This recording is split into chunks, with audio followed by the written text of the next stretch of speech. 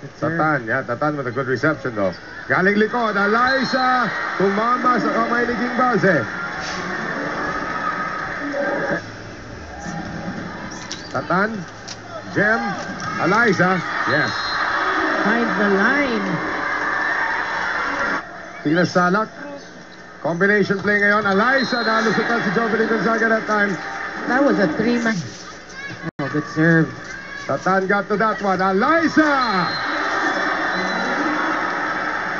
Tina Salak. Valdez! Walang kumuha sa kabila para sa Army. Triple man block. So, Alyssa Valdez, binalik ang kalamangan din sa PLDT home Ultera. Again, all her power into the hands of... Ngayon si Dindin pumalo. Antone reaches for it.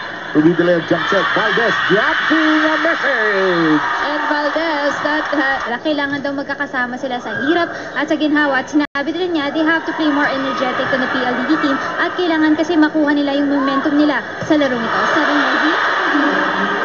They need energy to stop and reach this. This is so powerful that Gonzaga muffled. Back row strike. Valdez. you know, that was already well read by the sa side na yun ng Ito Philippine ang Army. naitago. Amy, triple block ng Wala. Mali ang takbo ng play. Back row. Nagkagulo. Valdez gives them the lead. Dindin muzzled. Becomes a set for Valdez. Triple team. To no avail. That's what we were talking about. That deserves a second look. Ang tatangkat pa naman eh. Pero nakakuha pa rin. Tinaas. Andun pala si Baldo.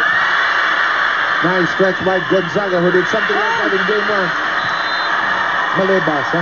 Mali bilang. 1, 2. Palo na eh, no? Oo, no? Sayang. Isa, at sino bang puro akala eh, oh. Kay Dindin ba? Kay Honey Rose ba? Mukhang kay Dindin gusto papuntahin, ano? Kaya nga. Valdez is angled away. Oh, but the second serving, Valdez through the blockers of the Philippine Army. Once again, yung respeto kay Valdez. Tatlong blockers, partner. The rubber match. Valdez. And Alyssa Valdez.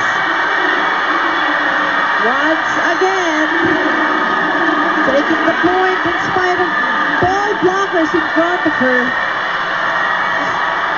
Ibang level din ang nilaro ni Alyssa in this